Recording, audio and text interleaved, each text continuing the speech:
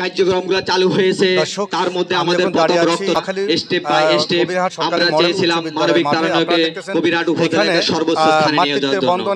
মানবতার কল্যাণে এই স্লোগানকে সামনে নিয়ে 2017 সালে মানবিক তারুণ্য নামে একটি সংগঠন, মানবিক সংগঠন এখানে প্রতিষ্ঠিত হয়। সেই থেকে তারা বিভিন্ন ধরনের সামাজিক কার্যক্রম করে এই নোয়াখালী থেকে তথা নোয়াখালীর বাহিরে পর্যন্ত তারা সুনাম অর্জন করছে। আমরা যদি আপনাদেরকে একটু ঘুরে ঘুরে দেখানোর চেষ্টা করি যে এখানে তারা আজকে ঈদ পূর্ণ মিলনী এবং কি তাদের যে মানবিক তারুণ্যের 8ম যুব সম্মেলন ও অ্যাওয়ার্ড বিতরণ অনুষ্ঠানে তারা যে সুন্দর একটি সুশৃঙ্খল তারা যে ব্যবস্থা করছে, আসলে এটা খুব প্রশংসনীয়।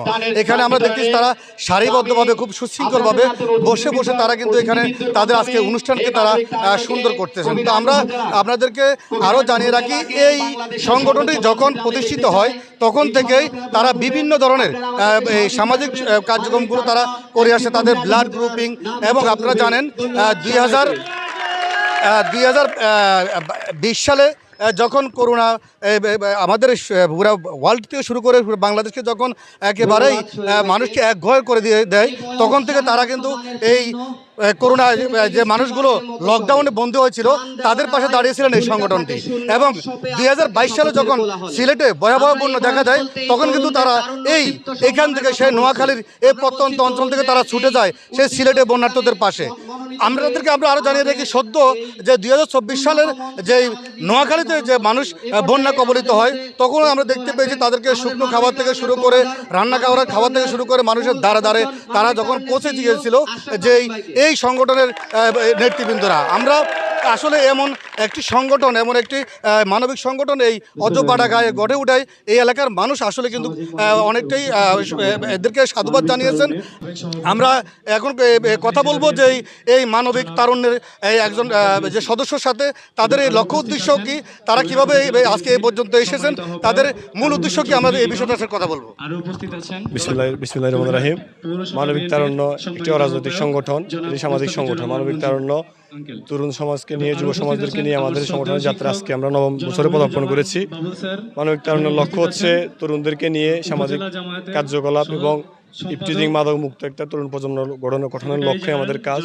আমরা সামাজিক কর্মসূচি, রক্তদানের মতো একটা কর্মসূচি, তারপরে হতদরিদ্র এবং দুস্থ মানুষের ভিতরে ঈদ সামগ্রী বিতরণ এবং ঈদ সামগ্রী, ঈদের উপহার এবং বিভিন্ন বন্যা দুর্গত পরিস্থিতির ভিতরে আমরা প্রতিটি ইউনিয়নে, প্রতিটি পৌরসভার ওয়ার্ডে আমরা আমাদের সংগঠনের পক্ষ থেকে মানুষদের মাঝে ত্রাণ সামগ্রী উপহার দিয়েছি। এবং জরুরি ভিত্তিতে যে কোনো সময় আমাদের সংগঠনের মাধ্যমে নিঃস্বার্থভাবে রক্ত প্রদান করা হয়। এবং আমাদের সংগঠনের একটি লক্ষ্যই হচ্ছে তরুণদেরকে সাথে নিয়ে এই সমাজ এবং রাষ্ট্রকে পরিবর্তন করা। আপনাদের ভবিষ্যৎ পরিকল্পনা কি? আপনারা ভবিষ্যতে আর কি করতে চাচ্ছেন? আমরা ভবিষ্যতে চাচ্ছি যে একটি তরুণ সমাজদেরকে নিয়ে আমরা আমাদের সমাজ পরিবর্তনের লক্ষ্যে ইফটিজিং, মাদক এগুলো মুক্ত, ক্রীড়া অনুরাগী সবাইকে যে বিনোদনের মাধ্যমে যে খেলাধুলা এবং মাদক পরিহার করে একটি সুন্দর সমাজ নির্মাণে আমরা তাদের লক্ষ্য নিয়ে কাজ করে যাওয়াই হচ্ছে আমাদের মূল লক্ষ্য। মানবিক তারুণ্য এই লক্ষ্য নিয়ে কাজ করতেছে যেন সমাজকে তরুণদের মাধ্যমে সমাজ পরিবর্তন করা যায়। তাদেরকে কাজে নিয়ে আমরা আগামীতে আমাদের সংগঠনকে এগিয়ে নিয়ে যাবো, এই আশা প্রত্যাশা ব্যক্ত করি। জি, যেমনটাই উনি আমাদেরকে জানিয়েছেন, তাদের যেই 2017 সাল থেকে তাদের যে প্রতিষ্ঠিত হওয়ার পর থেকে তারা কি কি কার্যক্রম চালিয়ে গেছেন, ভবিষ্যৎ পরিকল্পনা কি, আমরা এই বিষয়ে আরও একজন সদস্যের সাথে কথা বলবো। আমরা তার অভিমত জানতে চাইবো যে তাদের এই সংগঠন প্রতিষ্ঠা হওয়ার থেকে তারা যে প্রোগ্রামগুলো করে আসছে বা মানুষের পাশে যেভাবে দাঁড়িয়েছে তারা কেমন সাড়া পেয়েছে এবং ভবিষ্যৎ তারা আরো কি কি করতে চাচ্ছেন।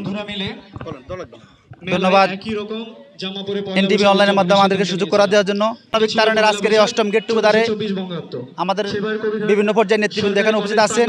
আমরা আপনাদের মাধ্যমে বলতে চাই, এই 8ম বছরে আমাদের পা রেখেছি। এই 8ম বছরে কবিরহাট উপজেলা থেকে আমরা বিভিন্নভাবে ভালোভাবে সাড়া পাচ্ছি। আমরা বিভিন্ন সময় বন্যা, রমজান, ঈদ এবং যে সকল সংকটে আমরা সকলের পাশে ছিলাম, বিশেষ করে সিলেটে যে বন্যা হয়েছিল সেখানে মানবিক তারুণের পক্ষ থেকে আমরা সর্বোচ্চভাবে সেখানে ঝাঁপিয়ে পড়েছিলাম, কাজ করেছিলাম। তাছাড়াও বিভিন্ন সময় আমাদের যে আর্থিক অনুদান এবং বিভিন্ন সময় বিভিন্ন মানবিক আবেদন করেছি, সেগুলোর আমাদের প্লেকার্ডগুলো এখানে আছে, দেখবেন একটু প্লেকার্ডগুলো সেখানে আছে আমরা কি কি কাজ করেছি। ইনশাল্লাহ আমরা চাই আপনাদের সহযোগিতা নিয়ে, অতিথিবৃন্দ যারা আছে ওনাদের সহযোগিতা নিয়ে আগামী দিনে মাদক মুক্ত রাখার জন্যই বিশেষ করে আমাদের আজকের যে প্রোগ্রামটা করে মানবিক তারুণ্য, আজকে সবাই সেখানে আড্ডা দেওয়ার কথা, সেখানে আমরা এখানে প্রোগ্রাম করতেছি। আমাদের মূল উদ্দেশ্য হচ্ছে কি যুব সমাজকে কাজে লাগিয়ে আমরা সমাজকে এগিয়ে নেওয়া। আপনাদের মাধ্যমে আমরা সেটা করবো ইনশাল্লাহ। জি, ধন্যবাদ। উনি যেমনটা জানিয়েছেন তাদের লক্ষ্য উদ্দেশ্য এবং তারা কি কি করছেন। তারা রমজান মাসে কোরআন শরীফ বিতরণ থেকে শুরু করে সব ধরনের কার্যক্রম তারা কিন্তু করে আসতেছেন। আমরা এখন কথা বলবো যে এখানে আজকে এই তারুণ্যের যে মানবিক তারুণ্যের যে প্রোগ্রাম, এই প্রোগ্রামে আসে যারা এখানে এই মানবিক সংগঠনের যে তরুণদেরকে যারা উৎসাহিত করতেছেন, আমরা সেই এখানে যারা আজকে উপস্থিত হয়েছেন এখান থেকে আমরা 3-4 জন ব্যক্তির সাথে কথা বলবো যে এই অজপাড়াগাঁ এই একটি গ্রামে এমন একটি মানবিক সংগঠন গঠিত হওয়ার পর থেকে যারা এইভাবেই বন্যার্থতে শুরু থেকে করোনা থেকে শুরু করে বিভিন্ন সামাজিক কার্যক্রমে যারা মানুষের পাশে ঝাঁপিয়ে পড়তেছেন, এটাকে তারা কোন হিসাবে দেখতেছেন। তো আমরা এখন বর্তমানে কথা বলবো যে কবিরহাট উপজেলা জামায়াতের সহ সেক্রেটারি মেজবার সাথে। বিসমিল্লাহির রহমানির রহিম।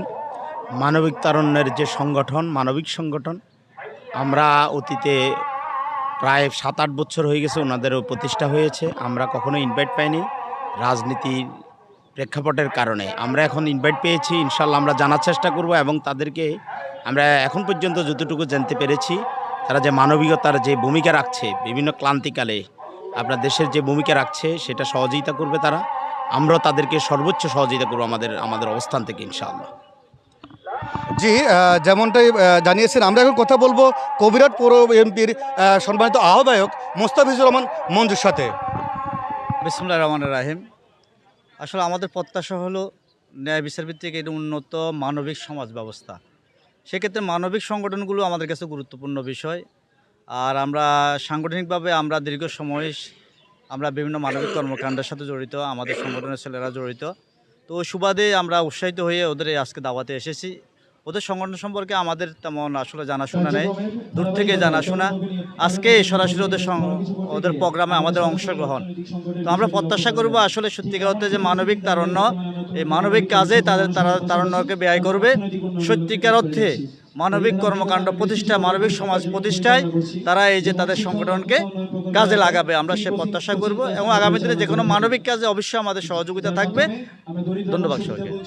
জি, যেমনটাই জেনেছেন ওনারা যে মানবিক সংগঠনে যেই তরুণ সমাজ যেভাবে এগিয়ে আসছেন তাদের পাশে তারা কিন্তু সবসময় থাকবে এমনটাই জানিয়েছেন। তো আমরা এখন কথা বলবো কবিরহাট উপজেলা বিএনপির আহ্বায়ক কামরুল হুদা চৌধুরী লিটন ভাইয়ের সাথে। বিসমিল্লাহির রহমানির রহিম। আজকের মানবিক তারুণ্য কবিরহাট উপজেলার যে সুন্দর আয়োজন, এই ধরনের সংগঠন কবিরহাট উপজেলায় ছিল, বিগত 8 বছর ধরে কাজ করছিল। এটা আমাদের তেমন ভালোভাবে জানা ছিল না, কারণ আপনারা জানেন জানার সে পরিবেশ ছিল না। বর্তমান যে অতীতে যে পরিস্থিতি ছিল সে পরিস্থিতির কারণে সেটা আমাদের সহিংসতার অভাব ছিল, আমাদের সাথে সংযোগ করতে পারে নাই। কারণ বিগত 5 তারিখের পর ব্রিটিশ সরকারের পতনের পরে আজকে যেমন খোলা আকাশের নিচে সবাইকে আমাদেরকে দাওয়াত দেওয়ার সুযোগ হয়েছে।